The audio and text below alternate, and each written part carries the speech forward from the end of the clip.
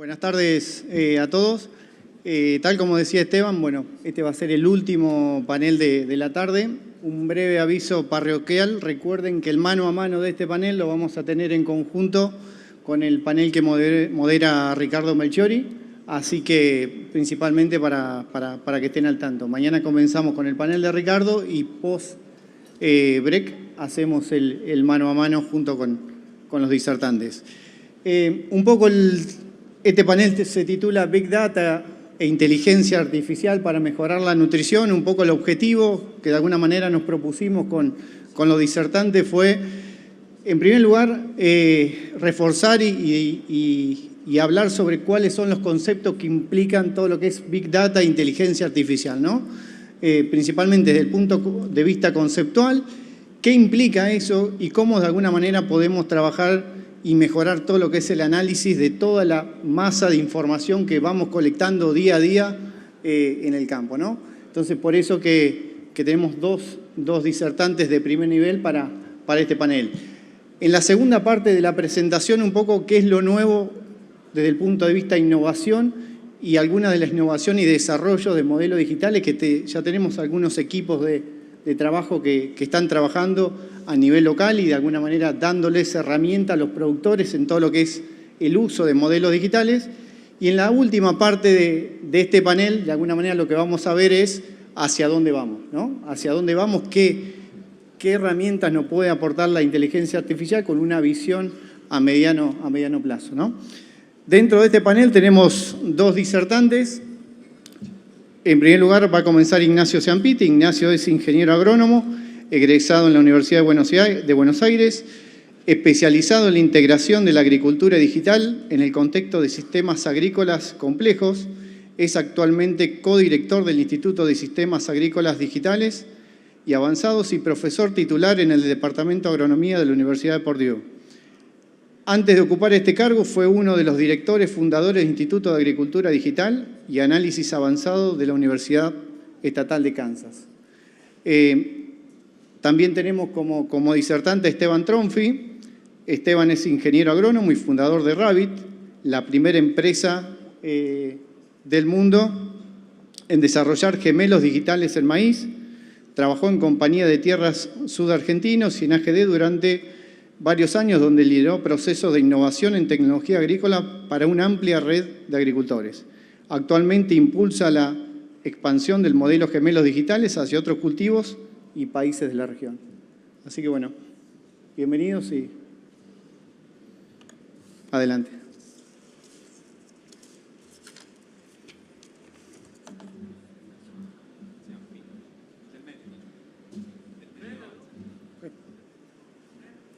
Ok, bueno, primero antes de empezar, gracias a Fernando, Fernanda, a Esteban por la invitación a Fertilizar, por darnos este espacio, a mí y a Esteban por compartir este momento y a Matías por coordinarlo. Es un placer estar acá, volver a Los Pagos y conocer tanta gente que pasamos y compartir tantas experiencias, así que vamos a tratar de hablar un poco de dónde estamos y hacia dónde vamos. Así que la primera parte la tratamos de dividir con Esteban en mostrarles un poco dónde estamos, cuáles son los problemas, y Esteban va a mostrar un poco más algunas aplicaciones que están trabajando actualmente acá en el país.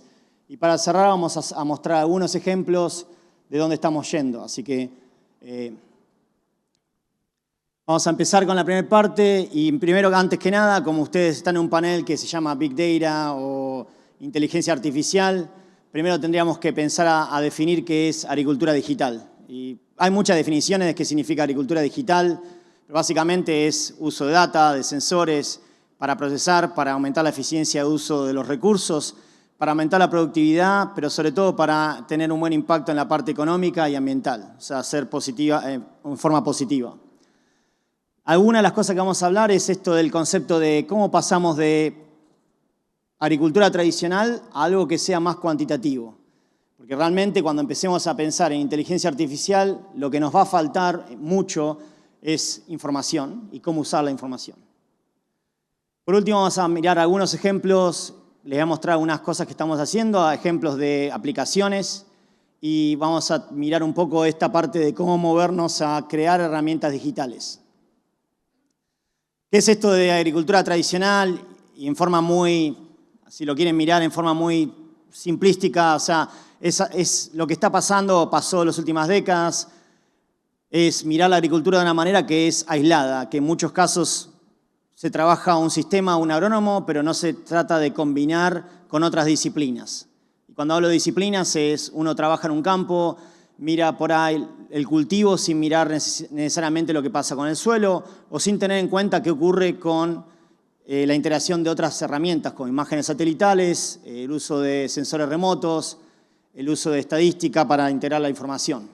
¿Dónde nos tenemos que mover? ¿Dónde tendríamos que llegar para realmente empezar a hablar de inteligencia artificial en un futuro? Es a una agricultura que pueda ser basada en evidencia, pero con datos. O sea, que sea cuantitativa. Por eso hablo de la parte de cuantificar y la parte de datos, ¿no? Y principalmente hay algo que no quiero que se distraiga mucho en los gráficos, pero principalmente lo que quiero que se focalicen es que lo que está en el centro de esta información es el agrónomo. O sea, el agrónomo no tiene que estar a un costado mirando a alguien que vuela a un campo y tratando de no entender lo que pasa. El agrónomo es principalmente el que tiene que ser el integrador. Y eso es lo que buscamos cuando estamos pensando en cómo entrenar gente para las generaciones futuras. Y hay un cambio de paradigma, ¿sí? Esto es lo que la idea. El cambio de paradigma pasa de que en un momento hacíamos ensayos donde mirábamos un lote y buscábamos la información, se la presentábamos a los productores y les decíamos tu dosis óptima es esta. Ya está. Incluso agarrábamos esa información y hablábamos con otro productor y le decíamos, bueno, basado en esta información, en este ensayo, tu dosis óptima es alrededor de esto.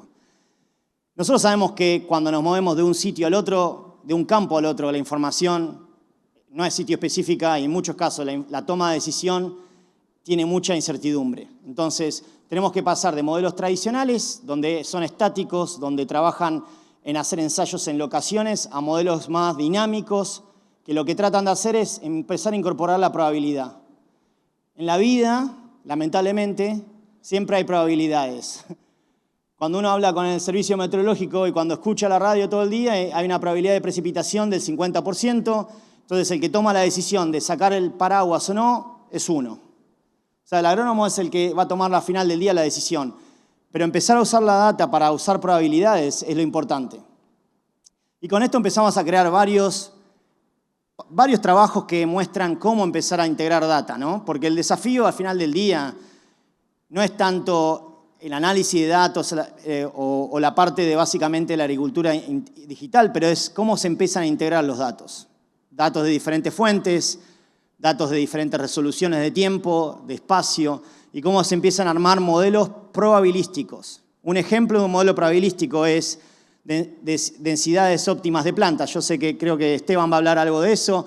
Este fue un ejemplo que nosotros hicimos en Estados Unidos, que usamos información de clima, temperatura y precipitación y la cantidad de agua útil a la siembra.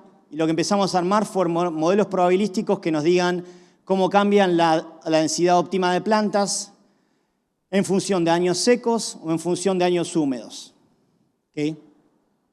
Y este es un ejemplo de cómo podemos empezar a utilizar data que en muchos casos tiene referencia a nivel local para empezar a pasarla a armar modelos predictivos. Y van a escuchar muchas veces en la parte de mi presentación que voy a hablar de modelos predictivos, que significan darle un uso a la data, que generalmente es de un sitio, para empezar a hacer predicciones en diferentes sitios o ambientes.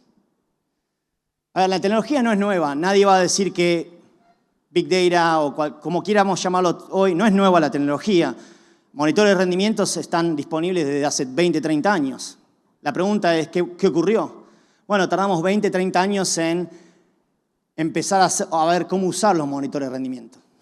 En básicamente tener una plataforma que hoy en día nos ayuda a subir el monitor de rendimiento a la nube, limpiarlo automáticamente, sacar la información y usarla para hacer una prescripción. O sea, tardamos 20, 25 años para darle interpretación a una data que existe hace 30 años aproximadamente. Pero hay mucha información y toda esta información tiene diferente resolución de tiempo y espacio. Entonces hay sensores remotos de suelos, hay sensores en los cultivos, hay drones, hay satélites, y todo esto está avanzando muy rápido. Como les mencionaba a muchos, en muchos de los intercambios que tuve hoy con mucha gente, generalmente mi opinión es que la tecnología avanza más rápido que la ciencia. Tenemos primero la tecnología y generalmente cuando la tenemos, la ciencia tiene que empezar a investigar qué hacemos con eso. Lo que estamos tratando de repensar es, hay tecnologías que son muy predictivas. Nosotros ahora vamos a ver que los satélites, en los próximos 3, 4 años, vamos a tener imágenes satelitales de 5 por 5 metros, de 3 metros, de 1 metro. Vamos a tener imágenes cada semana, vamos a tener imágenes hiperespectrales. La pregunta es, ¿qué hago con eso? Muchos dicen, bueno, puedo imprimir una foto de mi lote y lo pego en la oficina. Bueno, esa generalmente no es la mejor idea. Entonces, para pensar realmente qué hacer, tenemos que pensar cómo tomar decisiones. Y vuelvo siempre al pasado, porque el pasado también trata de definir qué vamos a hacer en el futuro.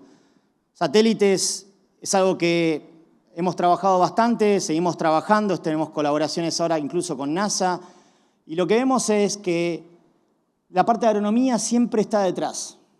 O sea, mucha de la gente que trabaja en la parte de satélite es gente que es excelente. Son científicos, matemáticos, sensores remotos, entienden todo de la parte de sensores, de cómo lanzar cohetes, de cómo colectar imágenes, procesarlas, pero no entienden de algo menor, que es la agronomía. Entonces, en muchos casos tenemos imágenes satelitales, tenemos nuevas imágenes satelitales, pero lo que faltan en muchos casos es aplicaciones. Steve va a hablar mañana de la encuesta que realiza Purdue, que es una encuesta que se hace hace 15 años. No voy a mencionar mucho porque sé que Steve lo va a mencionar mañana, pero uno de los principales puntos que miran cuando le preguntan a los productores y a la industria en el uso de tecnologías es, usan satélite, usan imágenes satelitales. Y lo que se vio es que por los últimos 15 años, o al menos 10 años, digamos, el uso de imágenes satelitales se incrementó hasta el 2018, 19, 20, y ya ahí parece que no aumentó más. Entonces, la pregunta es ¿por qué? Y una de la parte principal de la respuesta es porque la imagen satelital sola, sin interpretación agronómica, no sirve. Entonces, lo que tenemos que hacer es pensar, tenemos muchos satélites, muchísimos. Tenemos satélites que son de baja resolución, de más alta resolución, más alta resolución. Lo que les estoy mostrando son las fotos de la misma zona, cómo cambia la resolución a medida que vas cambiando el satélite. Muchas de estas opciones son todas gratis. O sea, ustedes pueden ver que con el último, el satélite europeo Sentinel, uno puede ver hasta dentro de un lote y decir, me parece que ahí tengo un problema porque creo que no estoy regando bien o por ahí tengo una enfermedad. Fíjense en que en muchos casos, como mencionaba hoy también, en alguna de las charlas decía, la tecnología no reemplaza al agrónomo. La tecnología tendría que ayudar al agrónomo a ser más eficiente. La tecnología me va a decir a mí dónde tengo que ir en el lote y empezar a entender por qué tengo un problema. ¿Okay? Ese es un punto bastante importante que generalmente se tiene bastante miedo a la tecnología. Y después pensando en todas las aplicaciones que existen, muchas aplicaciones, no las voy a mencionar, pero voy a mencionar algunos ejemplos ahora, requieren no solo de pensar en las aplicaciones, sino también de pensar qué información uso, qué data uso, cómo la uso, qué tipo de análisis, paquete de análisis uso. O sea, la parte de entrenar las generaciones futuras en no solo manejar la parte de agronomía y suelos y cultivos, sino también empezar a pensar cómo procesar información es muy importante en este caso. Este es un ejemplo, uso de imágenes satelitales. Esto es para un uso de imágenes satelitales en una zona de Kansas. Fíjense en que todos esos puntos son cultivos de maíz, lotes. Y la pregunta fue, ¿podemos monitorear y predecir fenología en maíz con satélites? La respuesta es sí, podemos. ¿Qué necesitamos? Primero necesitamos data de campo, y esto es algo que también mencioné mucho y voy a seguir mencionando. Nos falta data, parece algo raro que se diga eso, más en un momento que parece que hay mucha información, pero en muchos casos la información que tenemos no es de calidad suficiente para armar herramientas predictivas. Este es un ejemplo de cómo cambia la evolución de un sensor de un índice de vegetación a través del tiempo. Cuando la planta crece, a través de floración, maximiza el índice espectral. Y lo que se ve es que a medida de usando este tipo de modelos, uno puede empezar a predecir en qué estado la planta está. ¿Y para qué sirve esto? Y yo si tengo 10.000 lotes, y si tengo tanta importancia y tengo tantos lotes, puedo monitorear todos mis lotes y saber en qué estado está cada lote en diferentes momentos solamente usando imágenes satelitales. Hicimos un proceso de clasificación, comparando diferentes fuentes, no me voy a detener mucho. Básicamente, imágenes satelitales que tienen alta resolución son las mejores, pero en muchos casos necesitamos una imagen por semana.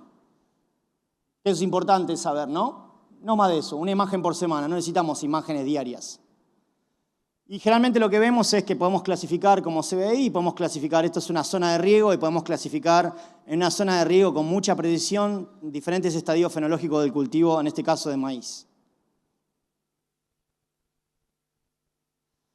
Otra importancia en uso de satélites, para darles algunos otros ejemplos, es en la parte de predicción de rendimiento. Este fue otro ensayo que agarramos información de Brasil, usando información de Rio Grande do Sul, ensayos y campos y de Mato Grosso, y lo que armamos es simplemente una herramienta que mencionaba lo siguiente: si yo soy un productor y no tengo información de monitor de rendimiento, ¿puedo usar mi imagen satelital como un proxy? ¿Puedo usar mi imagen satelital como un predictor del monitor de rendimiento? Y empezamos a averiguar. Y realmente cuando empezamos a dar la información, ahí les estoy mostrando un ejemplo de 2 lotes, lo que se llama predicho y observado. El predicho es obtenido con imagen satelital, el observado es el monitor de rendimiento. O sea, con imágenes satelitales prácticamente podemos, incluso con imágenes satelitales que llegan acumuladas hasta floración en maíz, podemos predecir muy bien cuál va a ser el rendimiento final de este cultivo y podemos usar esas imágenes incluso para situaciones donde no tenemos monitor de rendimiento, donde no tenemos esa información, esas imágenes pueden suplantar eso. Zonas de manejo. ¿Podemos usar imágenes satelitales para hacer zonas de manejo? También podemos hacerlo. Hicimos este ejemplo, este es un ensayo, un lote en Rio Grande do Sul, y tenía 8 años de información de monitor de rinde y comparamos 8 años de información de monitor de rinde, una clasificación, contra usando 8 años de imágenes satelitales.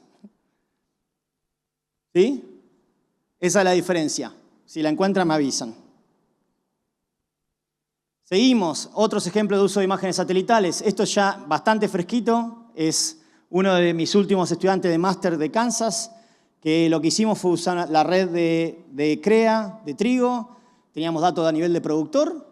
Y principalmente lo que vimos es, podemos hacer estimaciones de rendimiento de trigo usando imágenes satelitales, en este caso combinando 2 satélites y usando la información de radiación interceptada, básicamente prediciendo cuánta biomasa, cuánta radiación capturan los cultivos. Y básicamente sí, el modelo tiene muy buenas predicciones, el modelo puede transferirse a diferentes regiones, pero nosotros lo que hicimos fue para hablar un poco de lo que hablábamos un poco de la parte regional o local, los modelos grandes. En este caso dividimos la zona del país en varios modelos para hacer modelos un poco más específicos. O sea que los datos de satélite también nos empiezan a permitir a empezar a interpretar, si uno lo conecta con procesos fisiológicos de planta, de cultivo, nos ayudan a interpretar información que es para pronóstico de cultivos. Ahora la parte más interesante quizás también es cuánto podemos avanzar en la parte de nutrición o deficiencia de nitrógeno. Este es un trabajo en colaboración con la Universidad de Illinois y NASA, y lo que estamos viendo es básicamente usando un avión, obteniendo imágenes hiperespectrales, y lo que principalmente hace es, obtenemos el ancho de banda que necesitamos para predecir nitrógeno. Ahí es una foto de un campo con deficiencia. Es un ejemplo del vuelo del avión, de diferentes lotes. Este es un ejemplo de toda la reflectancia que colecta, porque se colecta muchísima data cuando uno va colectando con el avión. Y este es un ejemplo de lo que yo llamaría una curva de dilución. La curva de dilución de nitrógeno es a medida que la planta va aumentando en biomasa, el nitrógeno se diluye. Básicamente lo que muestra ahí muestra eso, que a medida que pasa el tiempo en la campaña, la concentración de nitrógeno en la planta se va diluyendo. Ahora, ¿qué es el producto final? Bueno, uno de los productos finales es empezar a obtener información semanal, si se quiere, o cada 5 días, en cuáles son los cambios en la concentración de nitrógeno o los cambios en biomasa, porque al final del día lo que necesitamos es empezar a obtener información de cuáles son los cambios en la concentración de nitrógeno de canopeo de todos los cultivos de maíz. Este era para Champaign County. O sea, y ahí estamos viendo alrededor de, creo que son alrededor de varios millones de lotes. O sea, podemos empezar a soñar en una herramienta que nos ayuda a mejorar la fertilización con tecnología, sí. Podemos ir más allá de eso, podemos ir pensando no solo en nitrógeno, tuvimos discusiones también, hay alguna especie de cuestionamiento que pasa en proteína con soja. Entonces, podemos pensar, podemos medir, podemos mapear proteína en soja, podemos mapear calidad en los cultivos a partir de satélite. Entonces, nosotros dijimos, bueno, nadie lo está haciendo, vamos a esperar que alguien lo haga o lo hacemos. Los últimos 3 años buscamos información de lotes de productores, juntamos 300 lotes de productores en todo Estados Unidos. Acá estoy mostrando nada más en Kansas y en Iowa. Y básicamente lo que miramos fue mapeando, mostrando en diferentes estados, campos de soja, mirando proteína de aceite. Este también es uno de los últimos trabajos de uno de mis tesistas de Kansas. Y básicamente creamos un modelo, que es un modelo, yo le llamo un data pipeline, que tiene básicamente, extrae la información del satélite, extrae la información del cultivo, prueba diferentes modelos de, si se quiere, de machine learning, que se llaman modelos más de inteligencia artificial hoy en día también, y la idea es armar predicciones. ¿Qué terminamos en este tipo de análisis? Lo que empezamos a hacer es, ¿existe variabilidad dentro de un lote en calidad, en proteína y en aceite?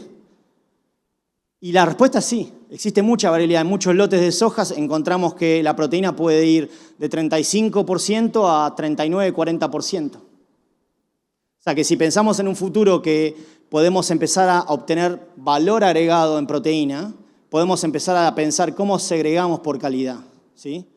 O si empezamos a pensar en la parte de biocombustible, en aceites, también podemos pensar en lo mismo, ¿no? Cómo empezamos a segregar por calidad. Ahora este proyecto continúa, nosotros armamos el primer modelo, estamos ahora usando 300 campos, estamos trabajando incluso ahora con la gente de NASA y vamos a expandirlo a trigo y quizás a sorgo. Así que es importante saber que muchas de estas tecnologías no es solo nada más la imagen satelital, pero es la combinación de utilizar imágenes satelitales con data de clima y principalmente con cultivos, data de campo, que es lo importante. Ahora la pregunta es, ¿qué hago con esto? ¿Cómo conecto esta información con nutrición? Empezamos a pensar, creamos un trabajo, este es el link del trabajo por si lo quieren leer. Es un trabajo que básicamente fue el pionero en la parte de mirar lo que es predicciones usando satélite con la parte de calidad en soja, de proteína de aceite. Lo que empezamos a imaginarnos es, más allá de esto, podemos generar un mapa, podemos empezar a armar un mapa a nivel país.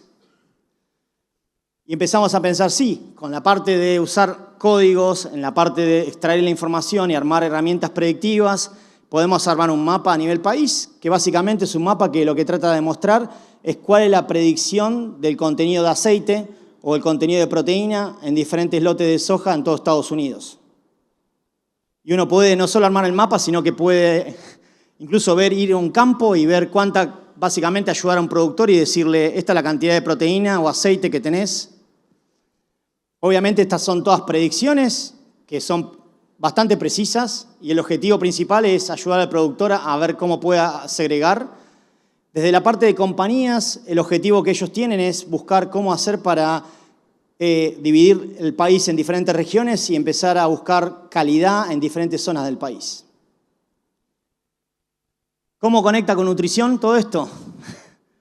Proteínas tiene un contacto muy directo y otro elemento que tiene un contacto muy directo con proteína es azufre.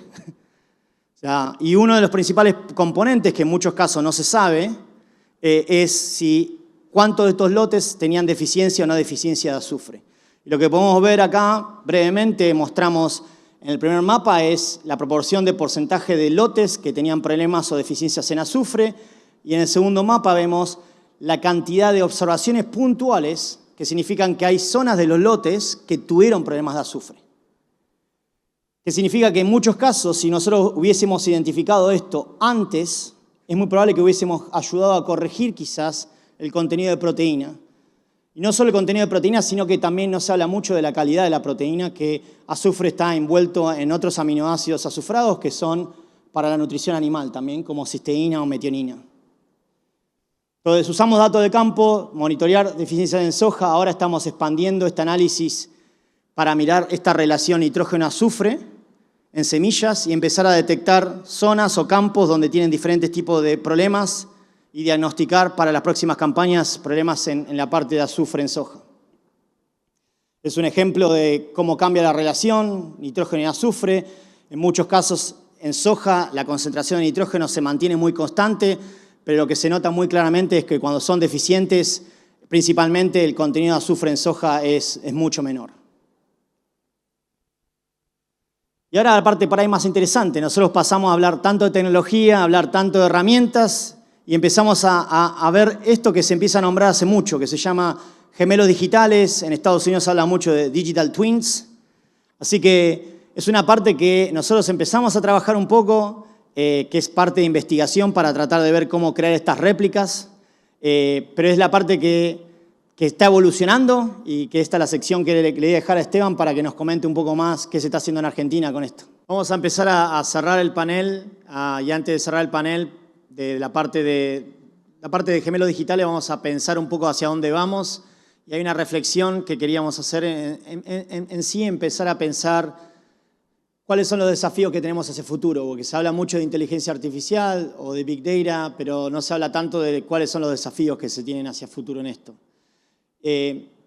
Cuando uno menciona la tecnología, en muchos casos, en muchas situaciones, la principal respuesta del productor es que la tecnología tiene un costo de ingreso muy alto. Entonces, cuando uno piensa en tecnología y acceso a tecnología, se piensa como prohibitiva, o sea, se piensa como algo que es difícil de acceder. Creo que Esteban nos mostró esta situación, que es básicamente toma de decisión, manejo de data, y es una situación que es basada en un servicio que mejora la toma de decisiones y que es accesible, ¿no? Les voy a mostrar algunas otras situaciones donde estamos desarrollando tecnologías que el objetivo es dejarlas libres o hacer que la persona, el productor, pueda mejorar la toma de decisiones. Este es un ejemplo que desarrollamos hace poquito y les voy a mostrar algunos de los otros ejemplos que estamos trabajando ahora.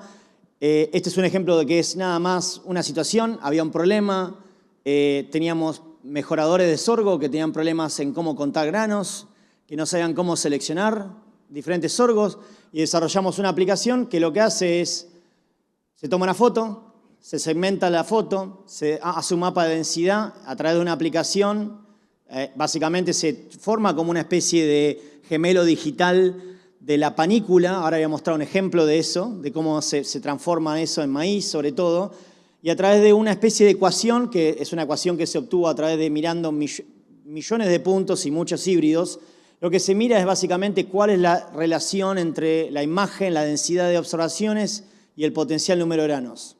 O sea, básicamente es contar granos, ¿no? Y esa es una solución. Es una solución que está ahora, es una solución que está a la mano de todos. En la parte de maíz es muy sencillo también. También se mira la parte de conteo de granos. Hay muchas aplicaciones hoy en día que uno toma una foto, hace conteo de granos. La parte de sorgo, la que mencionamos antes, segmentación, y desarrollamos una aplicación que uno puede usar para también hacer este tipo de metodología. Ahora bien, empezamos a tener más desafíos, empezamos a trabajar con otros colaboradores, industria, y empezar a pensar cómo podemos obtener el potencial de rendimiento en maíz, y empezamos a pensar en esta idea de crear una especie de copia virtual, si se quiere decir de una manera, de lo que es la espiga de maíz. Y para hacer eso empezamos a digitalizar muchas espigas en un campo y empezamos a hacer una relación del tamaño de esa espiga, tiene una relación alométrica con el volumen, y esa relación alométrica del volumen tiene una relación bastante directa con lo que es el número potencial de granos. De vuelta, tecnologías que son tecnologías de lo que se llama hoy en la parte de computación, computer vision, que básicamente lo que hace es, se saca una foto, se segmenta, se localiza la espiga, básicamente se aísla, y el objetivo con esto es crear un volumen y a partir de ese volumen, básicamente, contar el número de granos. Esto que estaba, voy a volver un segundo para atrás, no creo que lo pueda mostrar, pero esto que ven ahí, esa foto que ven ahí, es una copia virtual de una espiga, ¿sí? Y eso está tomado nada más con una foto de un celular. Solo para que vean qué significa la tecnología. La tecnología puede ir desde un sensor muy caro en una maquinaria para aplicación selectiva de herbicidas, o toma de decisiones para lotes, o en un celular, que puede ser para realmente identificar y diagnosticar el tamaño o el potencial de rendimiento de un cultivo. Seguimos avanzando y esto me parece es donde vamos a necesitar un poco de ayuda, así que lo miro a Fernando, ya sabe que le pedí, así que siempre mangueo. Pero seguimos avanzando en caracterizar, por ejemplo, ahora deficiencia de uso de nutrientes. Más que nada deficiencias en el sentido de, sabemos que si obtenemos imágenes de deficiencias en diferentes cultivos, lo que hicimos fue entrenar un modelo Deep Learning que lo que hace básicamente es clasificar imágenes en deficiente, no deficiente. Y es muy sencillo, no es tan sofisticado, pero empezamos a hacer esto en cultivo de maíz, que teníamos muchas imágenes, creando diferentes modelos, testeando diferentes, se puede decir, approaches, mirando básicamente cómo se fusionan los modelos. Y lo que estamos haciendo es, incluso haciéndolo así, con muy poca cantidad de fotos, tenemos una precisión de 80% ya, para identificar situaciones donde fotos que son deficiencia de nitrógeno, deficiencia de fósforo, deficiencia de potasio. Lo que mencionaba antes es esto, que en muchos casos la tecnología no tiene que ser tan sofisticada. Y el uso de tecnología o el uso de inteligencia artificial o el uso de la parte computacional, fíjense en que en este caso no tiene que ser tan sofisticada. Estamos desarrollando una aplicación que es una app. O sea, básicamente lo que hace la aplicación es, con la foto, se saca una foto de una hoja y con esa foto se dice cuál es la probabilidad que sea de una deficiencia o de otro tipo de deficiencia. Así que cualquiera puede ayudar. Cualquiera que quiera mandar una foto, puede sacar una foto de esta slide y puede mandar, si quieren, cualquier foto que tengan de deficiencias nutricionales, la vamos a agregar a la base de datos. Esta es la parte que yo siempre digo que la inteligencia artificial depende de la calidad de los datos. Y bien, Esteban mostraba la cantidad de datos que están sacando ellos para generar modelos muy buenos. Y vale aclarar que los modelos predictivos van a ser tan buenos a medida que la calidad de la data y la localidad de la data, cuán buena es localmente, sea abierta y sea importante. En el caso de tener poca data, en muchos casos estos modelos son muy malos. Así que la cantidad de información es un punto importante a trabajar en la parte de desarrollo de inteligencia artificial en el futuro. Y por último, un detalle no menor, pero empezamos a pensar con uno de los chicos que trabajan en mi laboratorio ahora, Federico, que es un postdoc, y empezamos a pensar esta pregunta de, bueno, para empezar a hablar también de inteligencia artificial y del futuro, tenemos que pensar que un punto importante es cuánta parte de la información que producimos queda abierta. Como investigadores tendríamos que tener un compromiso de dejar la información abierta. Entonces dijimos, es un tema bastante delicado, como investigadores no lo voy a trabajar ahí, va para otro día, pero hicimos un análisis bastante sencillo de mirar los últimos 10 años y ver cuántas publicaciones, cuántos papers habían publicados en metaanálisis, reviews, que básicamente son trabajos que no es uno el que colectó la data, sino que lo que hace uno es ir a buscar data de otros investigadores y las publica. Básicamente no es mi data. O sea, básicamente no tengo un apego a la data, por lo cual debería liberar la data, debido a que hice el trabajo de juntarla. Y lo que vimos es, como ven en el segundo gráfico, para no complicarlo mucho, es que en los últimos 10 años, menos del 30%, casi cerca del 30% de todos los trabajos científicos publicados en la parte de agricultura que hacen este tipo de revisiones de datos, no están abiertos. O sea, solamente menos del 30% o cerca del 30% de esos trabajos están abiertos. El 70% de los trabajos publicaron todos estos bellísimos trabajos de investigación, pero la data no está disponible. Lamentablemente, no tener la data disponible significa que para avanzar en el uso de herramientas digitales, para avanzar en la formación de modelos predictivos a nivel local, vamos a tardar un poquitito más. O sea, para futuro pensemos como investigadores, como sociedad, incluso el desafío a los productores, que entiendo la parte de la privacidad, que la falta de abrir la data, ¿no? La falta de capacidad de abrir esa información hace que el progreso en la parte el progreso de calidad sea mucho menor. Y no solo abrir la data, porque también tenemos el desafío a futuro de no solo abrir la data, sino de mover la data rápido a la mano del productor. Entonces, muchas de las cosas que hacemos en nuestro laboratorio es no solo abrir la data, sino que lo que hacemos es generar y mover la data, agregarle dinamismo a la data. ¿Cómo hacemos eso? Este es un ejemplo de un trabajo que hicimos con Adrián Correndo. Y es muy sencillo. Es una aplicación que está abierta, está en nuestra página web, que básicamente cualquiera puede usar, es libre, es abierta, y lo único que tienen que hacer es agregar 2 columnas. Puede ser un Excel con 2 columnas. Rendimiento relativo y la cantidad de concentración de contenido nutriente, fósforo, potasio, lo que sea.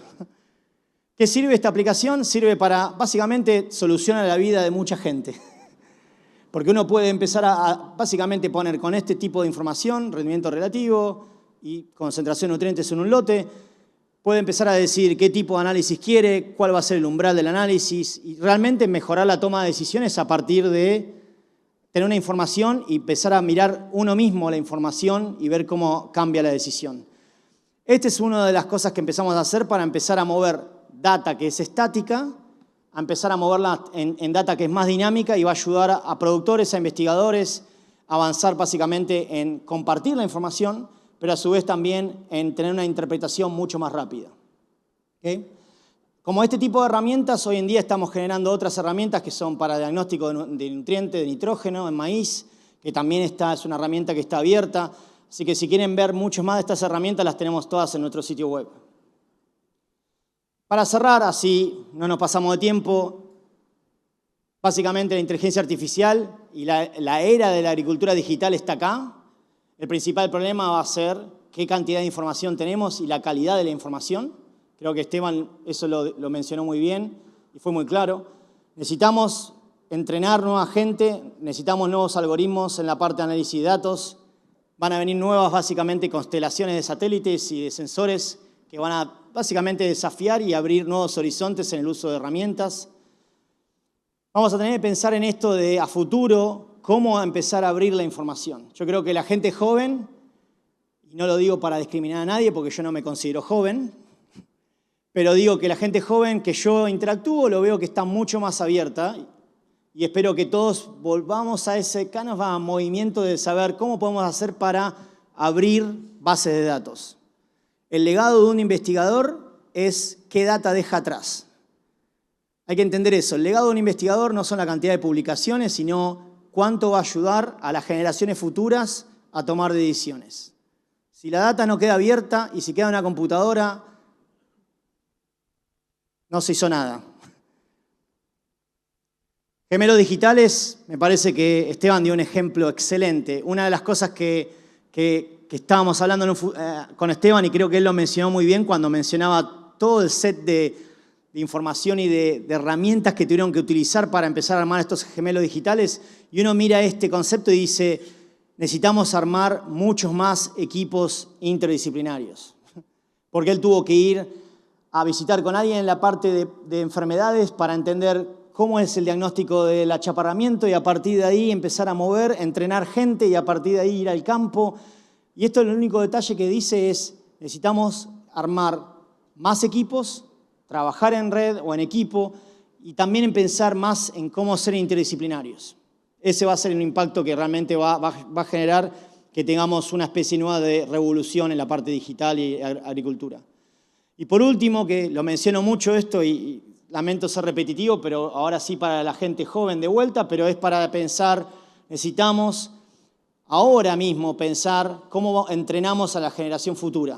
A la generación futura de lo que yo le llamo de act thinkers, esa gente que van a ser los líderes del futuro, van a empezar cómo armar gemelos digitales o cómo hacer desafíos de integrar información. Y mucha de esa gente hoy en día no estamos entrenando.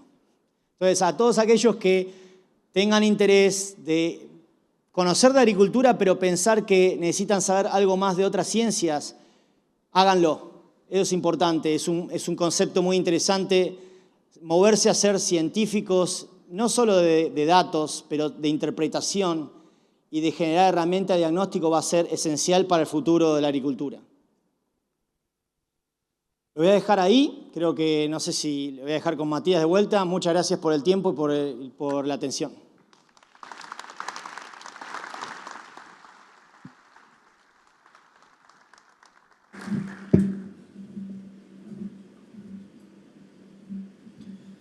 Bueno, en primer lugar, o para finalizar, agradecer a los expositores. La verdad que la presentación fue excelente y de alguna manera pudimos abordar un poco todos los objetivos que teníamos planteado en el panel.